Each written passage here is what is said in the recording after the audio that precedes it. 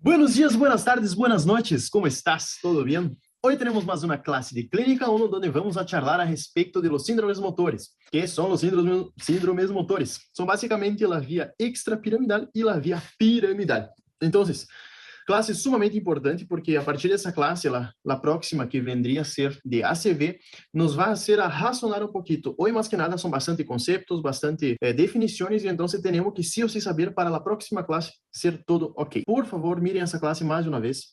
Vamos repassar algumas cositas aí de segundo ano, ou seja, de anatomia. Por favor, mire por lo menos uma, duas ou três vezes essa classe. Sumamente importante, há cositas de acá que se van perguntar no exame, tanto no escrito quanto no horário. E bueno, então nós vamos começar com os síndromes motores. Que nós temos que saber de los síndromes motores? Basicamente, por que são importantes? São importantes porque nós vamos estar aí de guarda algum dia e vai chegar um paciente que diz, doutor, não muevo nem meu braço derecho y ni mi pierna derecha.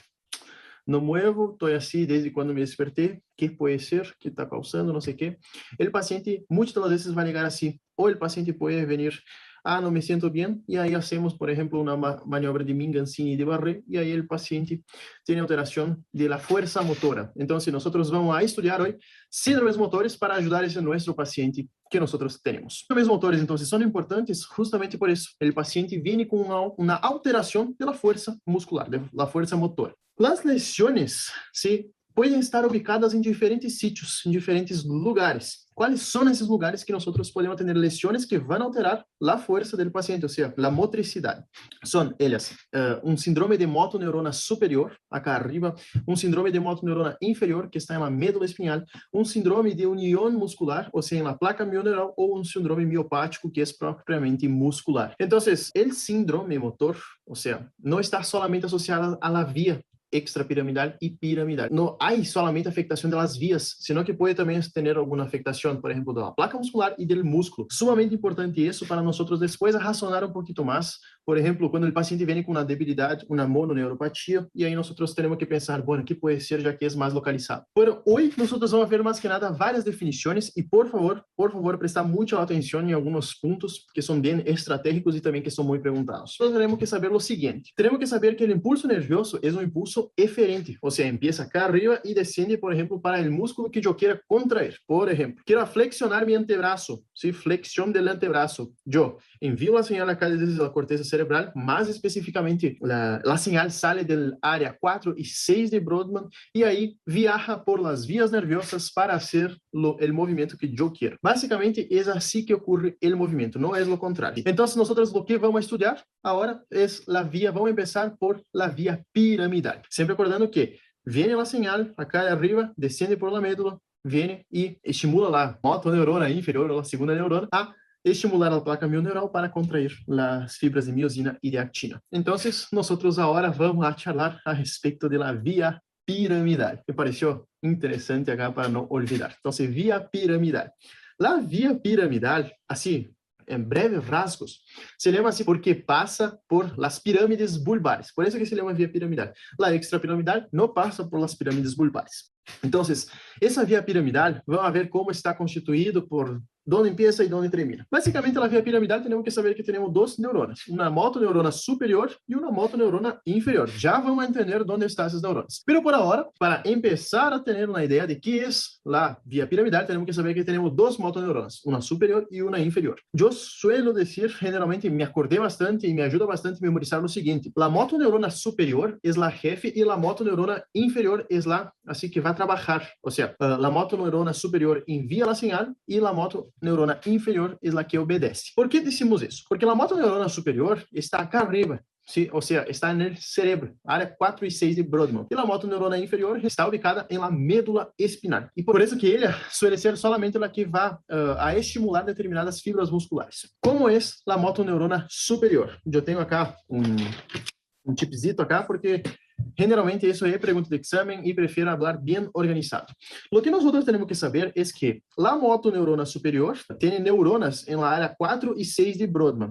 De esa área 4 y 6 de Brodmann, va a enviar axones. Esses axones se van al tercio inferior del bulbo, o sea, pasa por la cápsula interna, mesencéfalo, puente y bulbo, y después al tercio inferior del bulbo hay decusación de las fibras hacia el lado contralateral y entonces desciende por la médula. Eso es la motoneurona, ¿sí? Básicamente eso. Motoneurona, entonces, la vía piramidal empieza en el área 4 y 6 de Brodmann, envía axones que van a descender por la cápsula interna, mesencéfalo, puente y bulbo. En el tercio inferior del bulbo, casi llegando ahí en la médula, hay decusación de las fibras. Decusa las fibras y pasa a la médula. Ah, pero ¿por qué es importante saber que decusa? Por ejemplo, imaginen, nosotros tenemos un paciente con ACV del hemisferio derecho.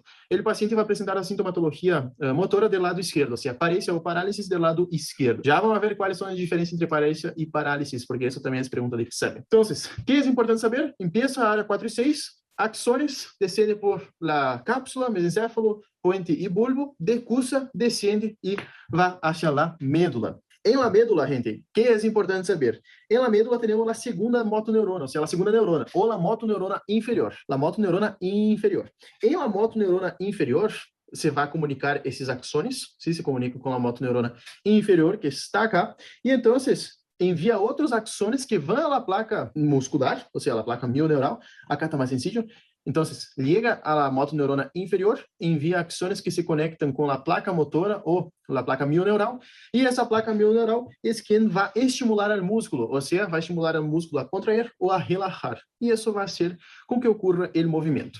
Essa é a via piramidal, motoneurona superior e inferior. Después nosotros vamos ya ver la vía extrapiramidal. Pero tenemos que saber no solamente eso, ¿sí? La vía es importante saber dónde están las neuronas, o sea, está en el encéfalo y bulbo, y después motoneurona inferior está ubicada en la médula. Más específicamente, ¿dónde está? En el asta anterior de la médula espinal. Entonces, área 4 y 6, envía axones, desciende por cápsula, mesencéfalo, bulbo, puente, bulbo, decusa, médula se conecta com a motoneurona inferior, ou segunda neurona. Essa segunda neurona envia axones, esses axones conectam a placa mioneural, músculo contrai ou relaxa e hace o movimento que nós enviamos desde acá arriba. Basicamente é assim, de maneira bem sencilla e bem resumida. Por que é importante estudar tanto essa via? Porque é frequente que os pacientes se apresentem, por exemplo, com parecia, parálisis, pode ser solamente de um membro superior ou de um hemisfério, ou seja, uma hemiparesia, na hemiparálisis, ou seja, na hemiplegia. Então, é sumamente importante entender que as fibras decussam no terço inferior do bulbo, porque, por exemplo, vem com a afectação direita, sabemos que, ou seja, afectação de los miembros derechos, sabemos que a lesão está do lado esquerdo. O eje básico da regulação motora. Esse é basicamente como controla como essa motoneurona superior está integrada com outros segmentos de nosso corpo. Por quê? Temos que saber que esse sistema de la via piramidal ou esse sistema córtico-espinal também é a mesma coisa, conecta as áreas motoras primárias. Ou seja, esse sistema está integrado todo lá, motoneurona superior, motoneurona inferior e a unidade motora. Integra esses três para ocorrer, para ser o movimento. Qualquer contracção ou relaxação muscular. Se há lesão em la motoneurona superior, inferior ou em la unidade motora, nós vamos ter uma alteração de la fuerza, ou seja, vamos ter plejia ou parecia. É distinto. Parecia é quando o paciente perde força e plejia é quando já não move mais. Essa é a diferença. Bueno, então, lesão em motoneurona superior, inferior e unidade motora, nós vamos ter pérdida de força. A sua vez, quando nós, por exemplo, enviamos uma señal, ¿sí? Por ejemplo, yo quiero agarrar esa botella. Bueno, imaginen, si yo no tengo coordinación, controle a respecto de la fuerza, de cuánto yo voy a mover el miembro para agarrar esa botella, yo puedo o bater o apretar mucho, si es, por ejemplo, un vidrio, yo quiebro en mi mano. Entonces, tiene que tener regulación, un movimiento sinérgico, equilibrado. Entonces, ¿Quién controla eso? El cerebelo y los ganglios basales. Entonces, el sistema córtico-espinal está regulado por otros sistemas complejos, como el cerebelo y los ganglios basales, que si hay lesión en el cerebelo y en los ganglios basales, nosotros vamos a tener la alteración de la coordinación. ¿Sí? Entonces, cerebelo, ganglios basales controlan y coordinan. Si yo tengo lesión en el cerebelo, yo tengo una incoordinación para realizar el movimiento. O sea, no voy a agarrar de manera perfecta, así por decir, sino que yo voy a tener una coordinación, pateo y cae, rompe todo. Básicamente es así. Eso es el sistema córtico-espinal o la vía piramidal. Une las tres, la motoneurona superior, inferior y unidad motora, y que a su vez está controlado por el cerebelo y los ganglios basales. Si afecta las motoneuronas, pérdida de fuerza, o músculo, pérdida de fuerza. Si afecta ganglios basales y cerebelo, yo tengo una alteración en la coordinación.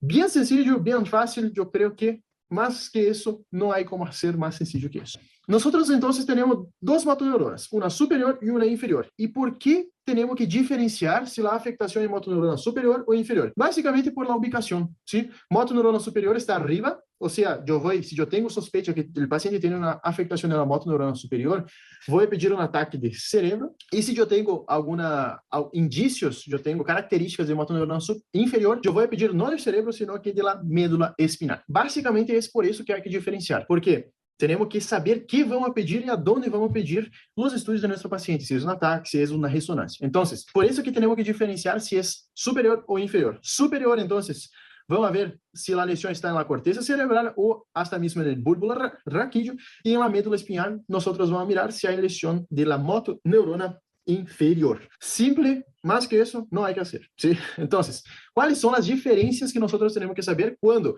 un paciente tiene síndrome de motoneurona superior o síndrome de motoneurona inferior? Ya les doy unos ejemplos relacionados con síndrome de motoneurona superior y inferior para que tengan así, para, por ejemplo, pensar y no solamente quedar memorizando todo eso. Ejemplo de causa de síndrome de motoneurona superior: ACV isquêmico ou ACV hemorrágico. Bien sencillo ahora, después vamos a agregar algunas otras causas.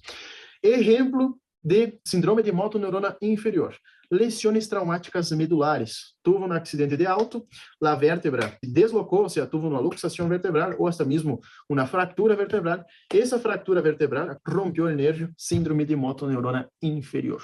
Sí, básicamente, bien sencillo, son dos causas que no hay como olvidar. ¿Cuáles son las diferencias? Porque esa es pregunta de examen. Diferencia entre un síndrome de moto, casi derrubé, motoneurona superior e inferior. Básicamente, vamos a tener en la motoneurona superior, vamos a tener leve atrofia, no hay fasciculaciones. El tono es espástico. Espástico quiere decir que tiene una fuerza de resistencia, mucha fuerza de resistencia. Distribución de la debilidad es regional. Los reflejos osteotendinosos están hay hiperreflexia. Reflejos cutáneos no hay, y signo de Babinski hay. Bueno, entonces, motoneurona superior, yo pienso, la lesión está allá arriba, una CV, por ejemplo. ¿Cómo yo voy a ver mi paciente con lesión de motoneurona superior? El paciente tuvo una CV, yo voy a tentar ahí a extender el brazo, me deparo con una resistencia al extender el brazo, el miembro afectado, o sea, del lado derecho, lesión del lado izquierdo, del lado derecho. Fasciculaciones, ¿por qué no hay? Porque las fasciculaciones, que son aquellas, por ejemplo, si el paciente tiene, vamos a mirar las piernas, que queda más fácil de entender y de hablar. Imaginen que el paciente tuvo una sección medular. Si esa sección medular genera una denervación muscular, y esa denervación muscular hace con que el músculo quede temblando solo. Entonces, ese temblando solo que queda así contrayendo bien poquito, se ve a veces como si fuera una breve contracción así. Eso es signo de denervación, son fasciculaciones. En el síndrome de motoneurona superior, nosotros no tenemos denervación. É como se fosse uma alteração acá arriba, uma CV, se generou uma isquemia local, e essa isquemia local, isso com que eu não tenho células para começar, por exemplo, para generar o movimento. Ou seja, eu penso em fazer o movimento e eu não hago porque essas células murieron. Então, basicamente é assim. Eu não tenho fasciculações por conta disso. Tono espástico. ¿Por que há tono espástico? Porque eu tenho inervação. Por eso, hablamos antes que la motoneurona superior era la jefe y la inferior es la que obedece. Básicamente es eso que ocurre. Una moto, todo eso que yo estoy moviendo mis manos son motoneuronas superiores, inferiores y placa mioneural que están funcionando perfectamente. Cuando yo tengo, por ejemplo, una señal enviada de acá, cae arriba, sí, del cerebro, envío para que yo tengo que extender los antebrazos. Aí foi. ¿Por qué yo tengo en la motoneurona superior espasticidade e en la inferior flácido? Basicamente é o seguinte, imaginem, se eu não envio a señal, mi motoneurona inferior, que é a que obedece, hace lo que quiere. Basicamente é assim. Então, um mecanismo que ele utiliza muitas das vezes, principalmente do membro superior, é a flexión del antebraço sobre o braço e o braço queda apoyado, queda bien cerca de la caja torácica. Es eso lo que hace la motoneurona inferior cuando nosotros tenemos, por ejemplo, un ACV. Ojalá nunca vamos a tener, pero si, por ejemplo, pasa un paciente que ya tuvo un ACV, es característico esse paciente ter, em los estadios iniciais, aí depois de algumas semanas, vai ter antebraço flexionado sobre o braço e o braço está pegado ao corpo. Bueno, e por que na motoneurona inferior eu tenho flácido? Justamente porque eu tenho denervação. Por exemplo, minha motoneurona superior está ok, envia a señal, pero se rompeu o nervio, se rompe o nervio, basicamente eu não tenho como enviar essa señal ao músculo. Então, o músculo queda solo aí e não se contrai sem ordem. Por isso que quando eu tenho motoneurona inferior, o tono vai ser flácido e leva a uma atrofia intensa em poucas semanas ou meses. Isso é bem característico. Os pacientes que têm motoneurona superior afetada, generalmente a atrofia é leve e a atrofia na motoneurona inferior, por conta da denervação, não contrai o músculo, ocorre uma atrofia intensa, ou seja, a atrofia se deve à falta de contractilidade muscular. Também, só para ter uma ideia de quão atrófico que é, os pacientes que, por exemplo, tiveram alguma fractura, vocês mesmos que, se tiveram alguma fractura, podem perceber que quando eu quedo imobilizado, por exemplo, o antebraço deixei imobilizado, um mês, 30, 45 dias, os músculos começam a atrofiar-se. E essa atrofia é por desuso, ¿sí? É característico de uma motoneurona inferior. Somente um exemplo. Bueno, motoneurona inferior. Sí, eu tenho fasciculações porque as fasciculações são características da denervação, tono flácido, já falamos, distribuição da debilidade, generalmente é distal e segmentária. O que eu quero dizer com isso? Se eu tenho, por exemplo, uma lesão a nível de T5, eu generalmente vou ter todo o segmento inferior afetado. Ou seja, se eu tenho uma secção medular a nível de T5, provavelmente meu paciente vai ter paraplegia, ou seja, não vai mover as pernas. Bueno, reflejos osteotendinosos hiporreflexos ou hasta mesmo arreflexia. ¿Por qué pasa eso? Porque quando nós temos motoneurona inferior, temos secção de nervio, e essa secção de nervio impide o arco reflejo de fazer os reflejos, ou seja, o paciente vai ter hiporreflexia. Em cambio, em la superior, mi arco reflejo está indeme. Então, quando eu vou fazer o reflejo, por exemplo, o patelar, o arco reflejo está indeme, então hace hiperreflexia. E por que hace hiperreflexia? Justamente porque a parte superior, que é a que ordena e modula, não está modulando. Então, é característico que o paciente não mueve assim, por exemplo, eu hago reflejo patelar, o normal é isso. E quando eu hago, que tem um paciente com síndrome de motoneurona superior, por uma CV, eu hago e tomo. E é hiperreflexia, o reflejo é mais amplo. E não há signo de Babinski em uma motoneurona inferior. Parece ser muita coisa, mas essa tablita nos hace entender muito do que passa com o nosso paciente e também nos hace razonar por que algumas coisas ocorrem. Então, principalmente, diferenciar motoneurona superior e inferior. Essa tablita é pergunta de exame, então, les indico que memoricem essa tablita. E eu vou perguntar também em los orais. Bueno, outra cosita. Como eu dije, vou estimular o reflejo patelar. Se eu tenho um síndrome de motoneurona superior, o correto seria asciende e depois descende modulando. E acá não. Acá eu tenho uma falta de modulação no síndrome de motoneurona superior e então eu tenho uma hiperreflexia. Em câmbio, se eu tenho secção medular, imaginem, chega o estímulo, pero não vuelve para fazer o reflejo. Então, por isso que o paciente tem hiporreflexia ou arreflexia. Bem sencillo. Isso é bem sencillo, me gusta dar essa classe porque é bem assim concisa e é bem pontual. Então, o que temos que saber da via piramidal? Basicamente, onde estão as motoneuronas superiores e inferiores? Como é sua modulação? Então, quem modula a señal da motoneurona superior é o cerebelo e os gânglios basales. ¿Sí? ¿Gânglios basales? Sí. E os gânglios basales. Síndrome de la motoneurona superior. Como nós já estávamos falando, vai quedar uma fácil hora para razonar. O síndrome da motoneurona superior, então, há algumas características que nós devemos saber. Síndrome de motoneurona superior, a afectação da motoneurona superior, ou seja, ali arriba está a afectação. Há uma característica acá, que em las fases iniciais, 4, 5 dias depois da afectação, se parece muito com o síndrome de motoneurona inferior. ¿Por quê? En los primeros 4 o 5 días que el paciente tiene la lesión, el paciente va a tener, por ejemplo, una parálisis flácida y hipotónica.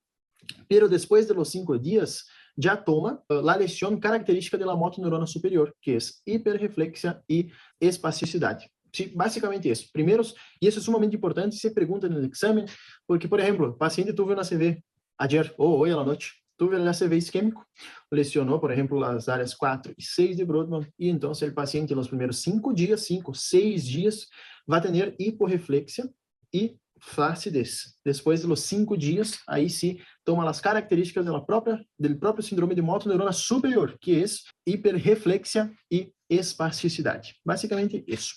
E aí, depois desses 5 dias, como o paciente agarra lá hiperreflexia e espasticidade, generalmente vem o paciente característico do ACV, que é antebraço sobre braço flexionado, braço pegado ao tórax, ou seja, ao corpo, y el paciente camina con la marcha de os. O sea, gracias a Dios, la pierna queda en extensión. Si el paciente no consigue flexionar la pierna sobre el muslo, queda en extensión y entonces el paciente no camina así, va a caminar haciendo una forma de os. Del lado afectado, obviamente, como no flexiona, tiene que hacer como si fuera una os para conseguir caminar. La marcha del segador, sí, tiene un nombre específico, marcha del segador, nos da la indicación que el paciente tuvo un ACV. Y el brazo también, el brazo generalmente queda así pegadito, pegadito. ¿Cuáles son los signos adicionales que ese paciente puede tener? Entonces, primeramente, 5 días, hiporreflexia y flacidez. Después de los 5 días, ya toma las características de la motoneurona superior. Signos adicionales que ese paciente tiene, que nosotros vimos en la tablita, pero ahora nosotros vamos a desarrollar. Bueno, Babinski. ¿Qué es el signo del Babinski? Babinski é basicamente quando nós agarramos uma ponta afilada, um alfiler, dizem, pero com a virome acá, a parte de trás da virome se pode fazer, nós vamos desde a parte externa do pé do paciente e vamos correndo por la parte externa e depois vamos cerca de los dedos, rodeando los dedos acá. Sí, rodeando não, sino que passando cerca de los dedos. Normal é que o pé se contraiga todos os dedos, ¿sí? Patológico é quando, por exemplo, eu tenho extensão do dedo gordo e uma leve flexião de los outros dedos. Então, o dedo gordo queda extendido, tal qual como está acá, e leve flexião de los outros dedos. Isso é Babinski positivo. ¿Hay Babinski positivo em la motoneurona inferior? No, no hay. En la motoneurona inferior eu tenho hiporreflexia ou arreflexia. Então, o paciente não tem Babinski positivo. Ah, pero ¿por qué no tiene? Una, no tiene, y es lo más así característico que debemos saber. Una, porque no tiene el arco reflejo. Y otra, porque no tiene la modulación. Por eso que tiene Babinski. Si tuviera la modulación, todo se contrae, que eso es lo normal. Como no tiene modulación por la motoneurona superior, o sea, por el cerebelo y los ganglios basales, el dedo gordo extiende y leve flexión de los otros dedos. Signo de Hoffman. ¿Qué es el signo de Hoffman? Hoffman es, por ejemplo, cuando nosotros agarramos, ¿sí?, la mano del paciente y empezamos a hacer eso en el dedo, ¿sí? Así, varias veces. El paciente, ¿sí?, empieza a acercar, cada vez que yo hago, él empieza a acercar los dedos índice y el dedo gordo de la mano. Eso es el índice. Signo de Hoffman.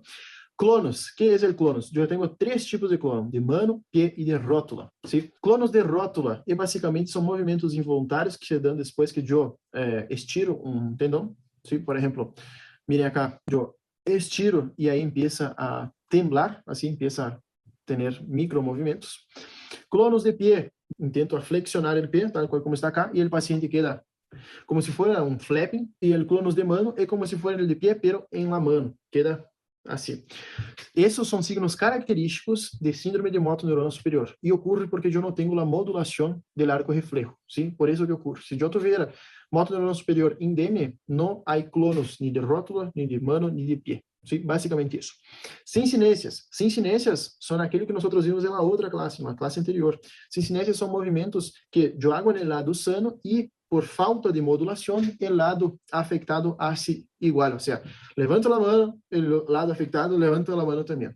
Sincinesias são movimentos por imitação. Hago do lado sano e o lado afectado repite de maneira igual ou similar. E os reflejos, sí ou sí, os reflejos profundos vai haver hiperreflexia, porque eu não tenho a modulação, e os superficiais vão estar abolidos. Basicamente é assim. Então, características da motoneurona superior, é importante saber que nos primeiros 4 ou 5 dias, até 6 dias, eu tenho característica de motoneurona inferior, depois de los 5, 6 dias, agarra as características da motoneurona superior. Quais são essas características?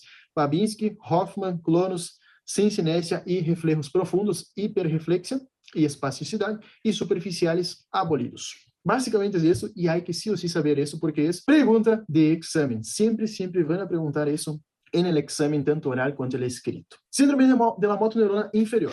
Essa, já havendo estudado a motoneurona superior, queda mais fácil, porque é basicamente o contrário da motoneurona superior. Por exemplo, vamos mirar acá. Acá, la motoneurona es la motoneurona de la médula que está afectada, o sea, justamente en la médula espinal yo tengo la afectación de la motoneurona inferior. La presentación no suele ser hemipléjica, y eso es sumamente importante. Hemipléjica generalmente cuando está acá arriba, generalmente suele ser monoplegia y generalmente aparece com parálisis de músculos aislados, ou como uma monoplegia ou monoparesia. Sumamente importante. Hemiplegia, já vamos ver a definição, mas temos que nos acordar que hemiplegia é mais característica de motoneurona superior que de inferior. E há uma parálise flácida, porque se eu tenho denervação, não chega o estímulo ni del arco reflejo y ni de la motoneurona superior al músculo. Entonces yo tengo flacidez y esa flacidez al decorrer de las semanas ya lleva a una atrofia por desuso. Los reflejos están abolidos y con el pasar de los días los reflejos siguen abolidos. No es como en motoneurona superior, abolidos los primeros 5 o 6 días y después hiperreflexia. No hay Babinski, no hay clonos, no hay cincinesias y no hay Hoffman. O sea, todo lo que tenía el síndrome de motoneurona superior no hay acá. El motoneurona inferior no tiene nada, justamente porque tenemos una denervación. Entonces, solo para repasar eso, lesión de motoneurona superior y de motoneurona inferior. Motoneurona superior, parálisis espástica, hiperreflexia, Babinski positivo, incremento del tono muscular e atrofia por desuso. Parálisis flácida, motoneurona inferior, parálisis flácida, arreflexia, fasciculações, diminuição do tono muscular e atrofia. A atrofia acá também ocorre por desuso, pero mais por denervação. Basicamente isso é o que há que saber e sim ou sim há que memorizar essas características. Quando eu tenho lesão de ambas motoneuronas? Isso eu pus estrellita porque já foi pergunta en el oral y en el escrito también ya entró. Es bien característico entrar, por ejemplo, en el escrito. Paciente tiene síndrome de motoneurona, dan las características, en los miembros superiores tiene síntomas de motoneurona inferior y en los miembros inferiores tiene síntomas de motoneurona superior. Es característico de una enfermedad. Cuando tiene afectación de ambas motoneuronas, es ela, esclerosis lateral amiotrófica, se afectou el famoso cientista Stephen Hawking, creo que es el nombre del tipo acá. Bueno, la esclerosis lateral amiotrófica, es una enfermedad degenerativa, no se sabe la causa y afecta ambas motoneuronas, mata en pocos años de evolución y generalmente el paciente presenta después de los 50, 60 años. Entonces, el caso clínico típico es el paciente sexo masculino, generalmente sexo masculino nos ponen, que tiene síndrome de motoneurona superior en los miembros inferiores y en los miembros superiores síndrome de motoneurona inferior. ¿Cómo yo memoricé ela? Yo memoricé que membros inferiores é o contrário, então motoneurona superior e membros superiores têm características de motoneurona inferior. Basicamente assim, miren que sempre ele tem os braços em membros superiores, tinha sempre os braços assim que não movia, generalmente os braços tinha flácidos, as mãos. Se vocês já viram alguma foto dele. Então, ela, enfermedade bem rara, pero que suele entrar en los exámenes. Bueno, hemiplegias ahora. Las hemiplegias, entonces, tenemos que nos acordar que son fundamentalmente trastornos neurológicos del sistema piramidal y generalmente es de motoneurona superior. Monoplegia, paraplegia, generalmente es motoneurona inferior. Entonces, hemiplegia, nosotros vamos a tener alteraciones de la fuerza, porque tenemos los síndromes motores, síndrome piramidal y piramidal, motoneurona superior e inferior, van a tener afectaciones en la fuerza. Entonces, podemos tener parálisis, que puede ser una plegia o una paresia. ¿Cuál es la diferencia?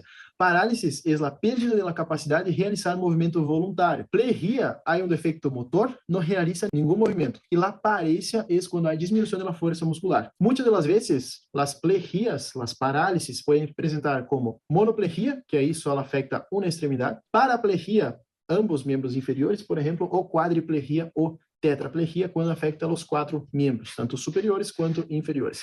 Isso é plejía, no mueve nada. Hemiplejía queda paralizada una mitad del cuerpo, o la derecha o la izquierda. ¿Sí? Y ahí, eso es sumamente importante. Pongo estrellita en eso porque suele ser pregunta del oral.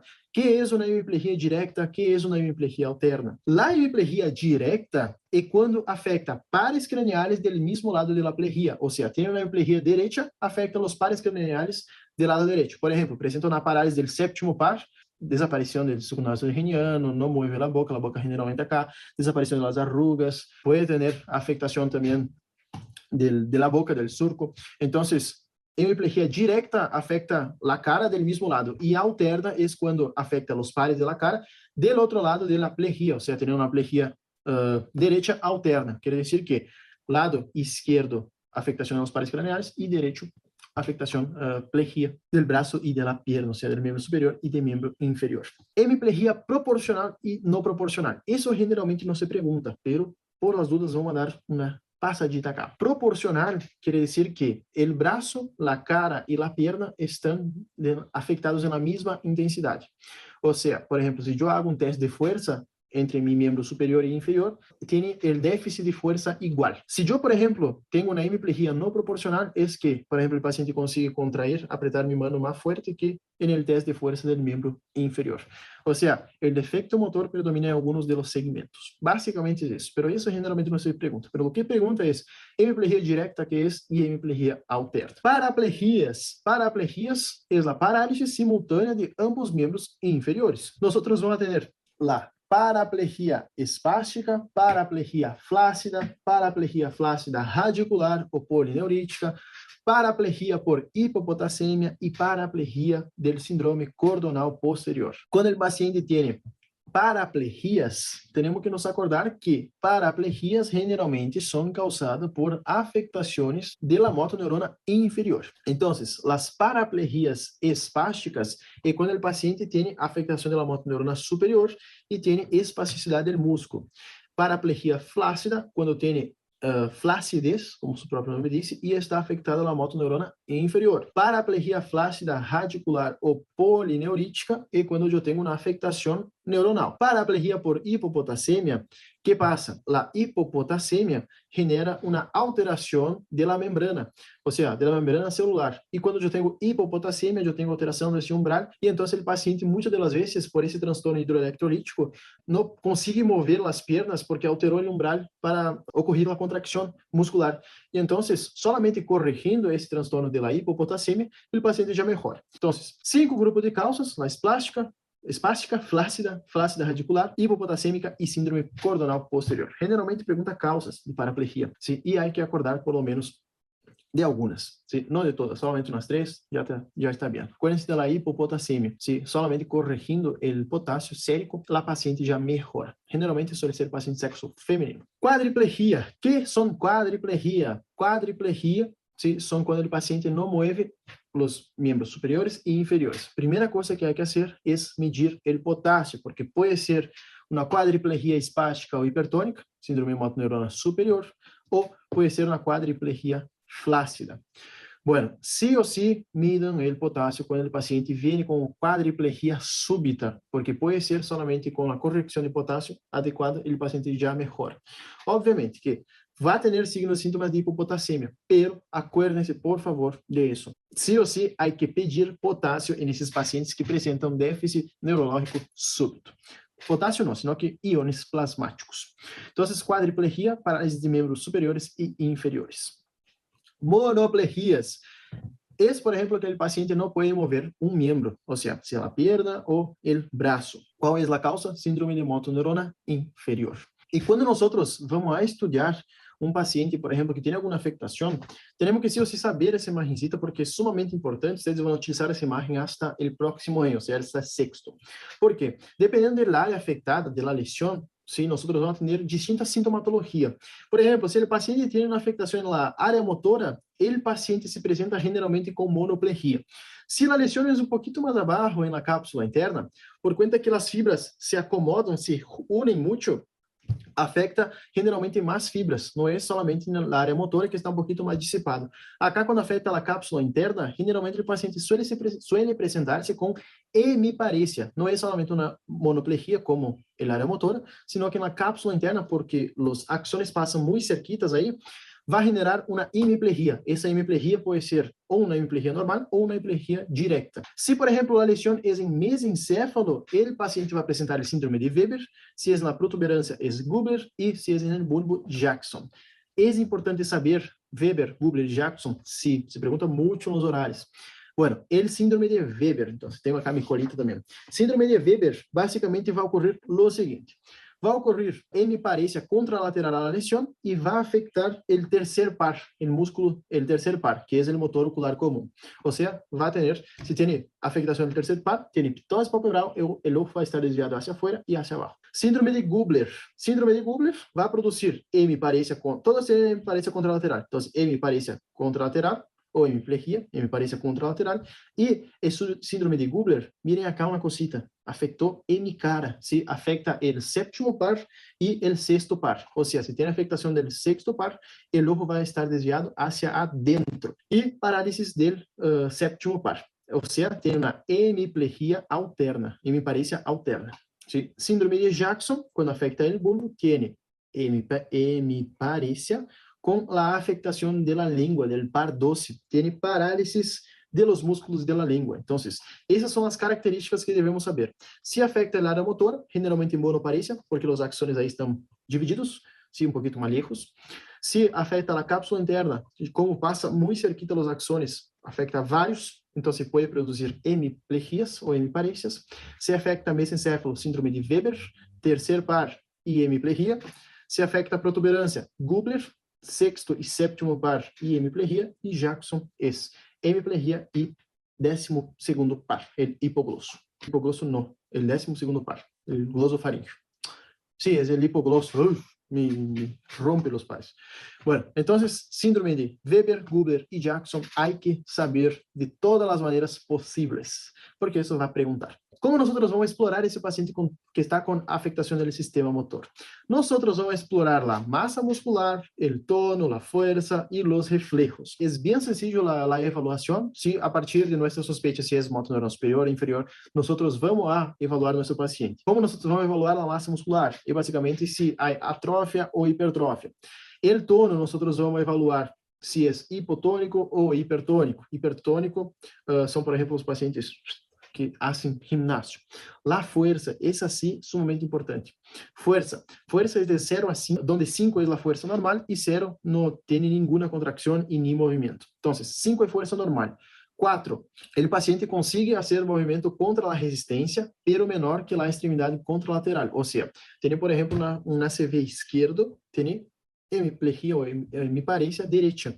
Yo voy a hacer de ambos lados, sí, la prueba, y entonces el paciente tiene mayor fuerza del lado izquierdo, que es el lado sano, y el lado derecho no consigue tener la misma relación de fuerza. Grado 3, el paciente consigue hacer movimientos contra la gravedad, pero no contra la resistencia. Por ejemplo, ¿qué quiere decir eso? Que el paciente consigue elevar el brazo, pero cuando yo pongo una resistencia, el paciente no consigue mover. Fuerza de segundo grado, el paciente tiene movimiento, pero no contra la gravedad, o sea, es aquel paciente que solo consigue mover así, no consigue vencer, por ejemplo, hacer una flexión contra la gravedad. Grado 1, hay contracción, pero no hay movimiento. Por ejemplo, solo contrae el músculo, pero no mueve, no tiene fuerza suficiente para mover el músculo. Y grado 0, no tiene ninguna contracción, tiene una parálisis completa. Eso es pregunta de horario, ¿sí? Los grados, cómo evaluamos la fuerza del paciente. Y los reflejos es cuando es 0 y 4 cruces. 0 donde hay arreflexia, 1 cruz hiporreflexia, 2 cruces reflejos normales, 3 cruces hiperreflexia y 4 cruces es clonos. Sí o sí, esas dos tablitas hay que saber porque se pregunta en los horarios, sí o sí. Es más que nada memorización. Ahora vamos entonces para la vía extrapiramidal. Vía piramidal, saber síndrome de modo neuronal superior e inferior, cómo evaluamos la masa, el tono, la fuerza y los reflejos. En la vía extrapiramidal es un poquito más complicadita, pero vamos a tratar de facilitar. La vía extrapiramidal, básicamente, está constituida por los axones que no forman parte de la vía piramidal, o sea, es extrapiramidal, nos pasan por las pirámides bulbares y que descienden desde el encéfalo hacia la médula espinal. Es extrapiramidal porque no pasa, sus vías no pasan al nivel de las pirámides bulbares, que su función es ordenar el impulso para la ejecución de los movimientos involuntarios, o sea, marcha, postura, tono muscular, nivel de alerta y conductas instintivas.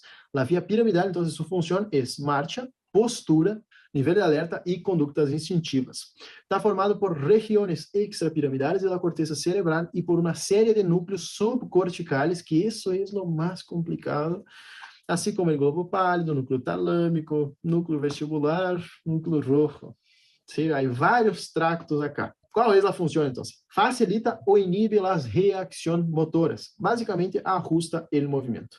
Entonces, vía piramidal está formada por diversos tractos y no pasa por las pirámides bulbares. Funciones: marcha, postura, tono, nivel de alerta y conductas instintivas. ¿Sí? Entonces, vía extrapiramidal es eso. Generalmente se pregunta vía extrapiramidal. Generalmente solo se está preguntando mucho la vía piramidal, porque la vía extrapiramidal es un poquito más complicada de memorizar, por cuenta de los 5 tractos que hay. Pero básicamente voy a memorizar solamente lo más importante. Tenemos 5 tractos, y acá quiero que presten bastante atención, porque yo hice un resumen de todo. El tracto rubroespinal, tectoespinal, vestíbulo espinal, retículo espinal y oligoespinal. El rubroespinal se controla las actividades sobre los músculos flexores de los miembros, siendo excitador para las neuronas motoras de ese músculo. El tracto tectoespinal responde al giro de la cabeza ante estímulos auditivos y visuales. O sea, ele vai allá y yo giro la cabeza.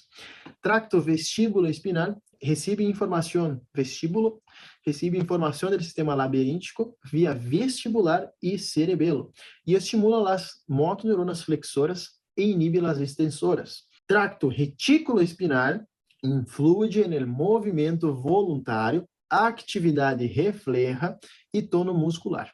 Su función es estimular las motoneuronas extensoras e inhibir las flexoras. Y el tracto oligoespinal es responsable por la coordinación de los movimientos de la cabeza, el cuello y los miembros superiores del lado opuesto. Es dura esa parte. Yo soy bien sincero. Es duro. A veces, eso se pregunta. Por lo que yo vi así, de 50 personas, vamos a poner, preguntou assim a 5, 6 como mucho. É raro de perguntar isso.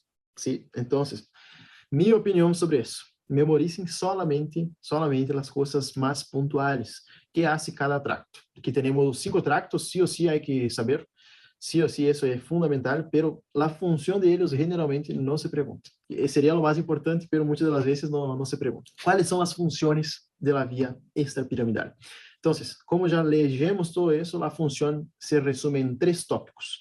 Una, mantener la postura y el equilibrio cuando se realizan movimientos voluntarios, controlar los movimientos asociados o involuntarios y el control automático del tono muscular. Yo odio extrapiramidal, sí, con todas mis fuerzas. No es que odio, es que yo no tengo mucha afinidad. El piramidal es más tranqui, bien razonable, pero el extrapiramidal solo hay que acordar básicamente que está relacionado con postura, equilibrio y tono muscular, ¿sí? Nosotros cuando tenemos el síndrome extrapiramidal, que es un síndrome, es cuando tenemos afectación, compromiso de los ganglios basales y sus conexiones, o sea, ganglios basales y conexiones. Va a causar, cuando tenemos una afectación de los ganglios basales, como vimos antes que los ganglios basales eran los, y el cerebelo eran los que coordinaban el movimiento, tenemos trastorno del movimiento, trastorno del tono y trastorno de la postura. Entonces, para no quedar tan flojo, ¿sí? La vía piramidal, extrapiramidal, no pasa por las pirámides bulbares del bulbo. ¿Sí? Y está hecha por 5 tractos: el rubroespinal, tectoespinal, vestíbulo espinal, oligoespinal y retículo espinal. ¿Cuál es la función de la vía extrapiramidal? Es postura, equilibrio, movimientos voluntarios e involuntarios y control del tono. Postura, tono y equilibrio. Y si tenemos una afectación en los ganglios basales y en los tractos, ¿sí? Tenemos trastorno del movimiento, del tono y de la postura. O sea, vamos a tener, si tenemos síndrome extrapiramidal, vamos a tener afectación del tono, postura y movimiento. ¿Sí? Tono, postura y movimiento. Básicamente eso. Bueno, a diferencia del síndrome piramidal, es un poquito más así, la parte más difícil de extrapiramidal es a respecto de los tractos. Pero después, cuando nosotros nos ponemos a pensar, queda un poquito más sencillo porque las afectaciones que están relacionadas con el síndrome extrapiramidal van a ser, por ejemplo, temblor, corea, balismo, mioclonía y tics. Nosotros vamos a ver cada uno de ellos ahora. Entonces, temblor, la corea, el balismo, ¿sí? Pongo acá GIFs para que tengan una idea de qué es. Temblor, cuando tiembla, corea, balismo, las mioclonías, acá se puede ver la mioclonía, y los tics, ¿sí? Miren el tic, ahí salió el tic, y acá otro tic. Ahí salió. Entonces, los trastornos del movimiento están relacionados con síndrome extrapiramidal. Síndrome piramidal era motor superior, inferior y afectaciones neuromusculares, podemos ahí poner. Y el síndrome extrapiramidal vamos a tener temblor, corea, balismo, mioclonía y tics principalmente. Vamos a cada uno de ellos entonces. Temblor. ¿Qué es el temblor? El temblor es un movimiento involuntario, oscilatorio, rítmico, de amplitud y frecuencia regular. ¿Por qué yo puse la definición completa? Porque eso se pregunta mucho. Temblor es muy preguntado en los exámenes y se pregunta la definición. Entonces, pongo por las dudas. En realidad, pongo porque yo sé que eso va a preguntar. Entonces, temblor es un movimiento involuntario, oscilatorio, rítmico y de amplitud y frecuencia regular. La lesión, ¿dónde está? En el núcleo caudado o en el putamen. ¿Y cuáles son los tipos de temblor? Tenemos el temblor en reposo o estático, que es aquel temblor que generalmente el paciente presenta cuando está en reposo y generalmente cuando el paciente hace un movimiento deja de temblar. Tenemos el temblor de acción. El temblor de acción o postural generalmente aparece cuando el paciente se mantiene en una determinada postura, generalmente en el gimnasio, cuando se hace, por ejemplo, la isometría, que nosotros quedamos así con las piernas y ahí empieza a temblar las piernas, eso es temblor de acción. Y el intencional es cuando, ese es el más fácil, es cuando, por ejemplo, el paciente va a hacer un movimiento o nosotros mismos vamos a hacer un movimiento, girar la mano, agarrar algo y en el movimiento dispara el temblor. Cuando mueve, empieza el temblor. Esos son los tres tipos de temblor que hay que saber, de reposo, de acción y intencional. Bueno, ¿cuáles son las causas? Generalmente las causas de los tres, hay dos causas que son muy comunes, que es, por ejemplo, la enfermedad de Wilson, sirve para todos. En el temblor postural y en el temblor de intención, vamos a tener, por ejemplo, las afectaciones cerebelosas en ambos, y en el temblor de reposo, un característico es el Parkinson, ¿sí? El Parkinson tiene el temblor en reposo y que generalmente simula en contar monedas, si el paciente queda así con la mano. Eso es característico del temblor de Parkinson, temblor de reposo. Pero muchas de las veces, temblor postural o de acción puede ser por intoxicación por alcohol, por tóxicos como mercurio, ¿sí? Y el intencional es, por ejemplo, con fármacos que pueden generar depresión de iones. Corea. ¿Qué es la Corea? La Corea son sacudidas rápidas e irregulares, involuntarias, sin propósito definido, en cualquier parte del cuerpo, principalmente en los segmentos distales. Esa es la marcha coreica. Generalmente son de pequeña o mediana amplitud, desaparece con el sueño, sumamente importante. Temblor desaparece con el sueño. Suelen preguntar esa probadita ahí, si desaparece o no con el sueño temblor. Y desaparece sí. Uno de los únicos que no desaparecen con el sueño es el balismo. Balismo sí es terrible, que ya van a ver. Creo que es el próximo. Entonces, son sacudidas rápidas e irregulares, involuntárias, sin propósito definido, em qualquer parte do corpo, principalmente em segmentos distales de pequena e mediana amplitude. Desaparece com o sonho, aumenta com o estresse, com factores emocionais, e pode afetar grandes grupos musculares. Temos na Coreia que é característica, que é a Coreia de Huntington. Antes de passar a de Huntington, a Coreia é generada por um desequilíbrio da acetilcolina e também da dopamina. Ou seja, diminui a dopamina e aumenta a acetilcolina. A acetilcolina é estimulatória, genera um desequilíbrio entre ambas e aí o paciente tem afectaciones por cuenta de esa disminución dopaminérgica y aumento de la acetilcolina. La corea puede ser congénita o adquirida. Congénita aí, por exemplo, a corea de Huntington, e a adquirida vai ser como, por exemplo, corea por fármacos, por embaraço, e a corea de Sydenham. La de Huntington suele ser pergunta de exame, então vamos a charlar a respeito da corea de Huntington. Na corea de Huntington, temos que saber o seguinte: há pérdida del funcionamento normal de las conexões neurais del cerebro. Ou seja, temos uma alteração aí que genera uma falha de comunicação entre as neuronas. Generalmente, esses pacientes com corea de Huntington vão a ter a corea al início de sua vida, ou seja, entre niños jóvenes, niños adolescentes, vamos poner aí, e generalmente vão começar com tics, principalmente em momentos de maior agitação. E vão aumentando esses tics hasta que chega a um ponto que essa corea de Huntington, o paciente vai ter afectação de la cabeza e de las extremidades junto, ou seja, empieza em um ponto determinado, generalmente quando ele está fazendo um exercício, e depois, por exemplo, jogando, brincando aí na calle, ¿sí? Jugando pelota, são progressivos e então se vai estender a cabeça, ao cuello e às extremidades. Isso é corea de Huntington, é uma enfermidade neurodegenerativa, neuroprogressiva. Balismo. ¿Qué es el balismo? Balismo es una corea, pero es un tipo de corea, ¿sí? Es una corea unilateral, hemicorporal. Generalmente ocurre en movimientos violentos, que ocurre porque están comprometidos los músculos proximales de las extremidades. Miren, eso es balismo. Balismo, entonces, es como si fuera una corea unilateral. Corea puede afectar bilateral y balismo es unilateral. Duele muchísimo eso. Yo nunca tuve, pero en los libros dicen que duele muchísimo. Y hay que saber una cosita respecto del balismo, que el balismo generalmente está causado por cuenta de lesiones vasculares en el núcleo subtalâmico.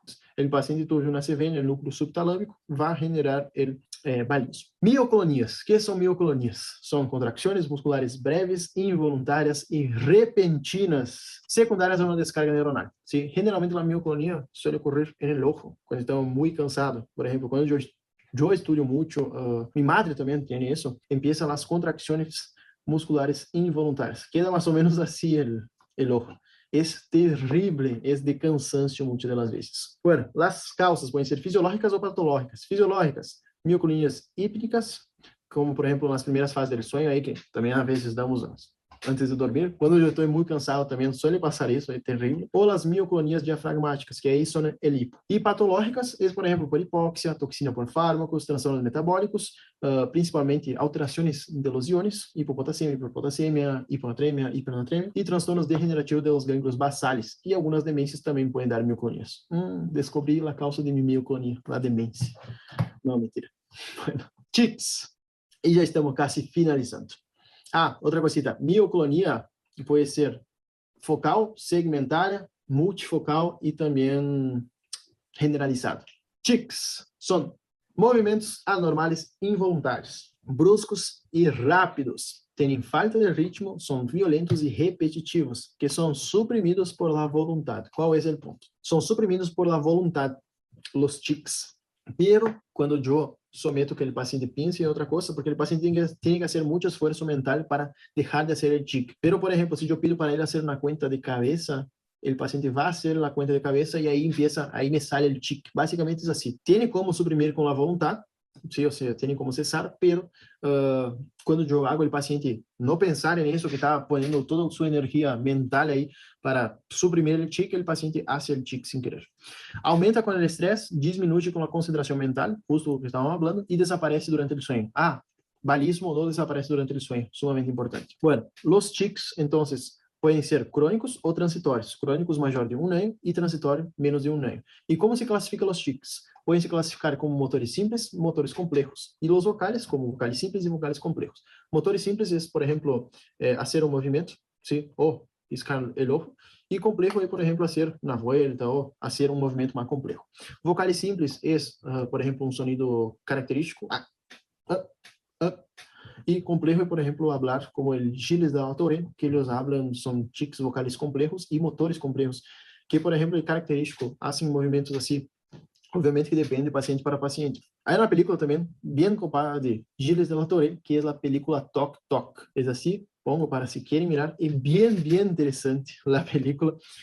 No voy a contar toda la historia, pero es a respecto del síndrome de Gilles de la Torre. Les digo, es una de las mejores películas que yo ya vi en mi vida. Obviamente que no es aquella cosa, pero es muy chistoso, ¿sí?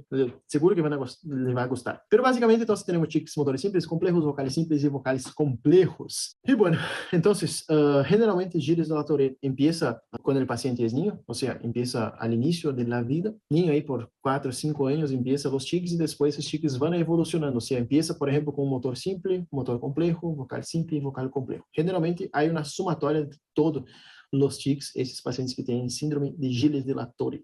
Y bueno, esa fue nuestra clase de hoy.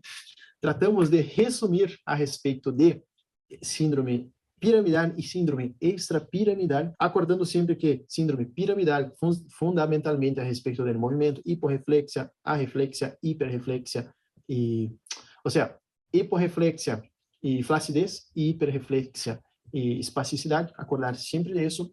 Quando eu tenho lesão de motoneurona superior e inferior, quando, por exemplo, bem lembrado, bem acordado, anotem, anotem, anotem, porque isso seguramente vai ser pergunta de exame. Causas de síndrome piramidal, e casi não dije, ¿sí? Acá tenho anotado. Causas de síndrome piramidal, isso sempre é pergunta de exame, só para finalizar a classe. Causas podem ser adquiridas, congênitas. ¿Sí? Dentro de la congênita pode ser uma hemiplegia cerebral congênita, hemiplegia cerebral congênita, é raro. E a adquirida pode ser traumatismos de crânio, lesões vasculares, que aí entraria, por exemplo, lesões por hipertensão, aterosclerose, aneurismas, pode ser também por essas adquiridas podem se classificar em hemorrágicas ou isquêmicas. Hemorrágicas vão ser, por exemplo, hipertensão, aterosclerose e aneurismas. Por exemplo, quando tem um pico de hipertensão, pode romper um vaso e pode ser uma hemorragia local. Qual é o ponto de ACV, gente? Isquêmico e hemorrágico. O isquêmico suele ser um pouquinho mais tranquilo que o hemorrágico. Por quê? O isquêmico, generalmente, ocorre a oclusão de um vaso. Pensem como se fosse uma oclusão coronária. Ocluye o vaso e aí a isquemia de uma determinada porção. Casi sempre não é assim. Não afecta as artérias maiores, generalmente afecta umas artérias aí bem características, pero bem, e não são tão grandes. Pero sí ou sí, originam a isquemia se tratamos em um período adequado, o paciente vuelve. Em câmbio, o hemorrágico é complicadíssimo, porque o hemorrágico, como sabemos que o encéfalo está rodeado por uma massa óssea, que é o crânio, ¿sí? Lo que passa é o seguinte, empieza o sangrado aí adentro del cerebro, ¿sí? Entonces, esse sangrado empieza a comprimir, empieza a crescer e empieza a comprimir o cerebro. E aí, essas outras regiões que estão sendo comprimidas, há uma afectação vascular, comprime principalmente a vasculatura e aí genera isquemia nessas outras áreas. Por isso que é mais grave o hemorrágico que o isquêmico. Então, pode ser adquirida hemorrágica ou isquêmica ou lesões compressivas, como, por exemplo, pode generar síndrome de motoneurona, síndrome piramidal, por exemplo, tumores benignos ou malignos e gliomas e quistes do sistema nervoso central. Quistes, que le gusta muito um docente, neurocystis cercosis, e aí esse quiste vai crescendo, crescendo, comprimindo as áreas e generando déficit motor, déficit de habla, afasia, ¿sí? E bom, basicamente isso. Então, quais são as causas de síndrome piramidal? Causas congênitas e adquiridas. E com isso finalizamos essa classe. Graças por tu atenção, muitas bendições e nos vemos na próxima classe. Adiós.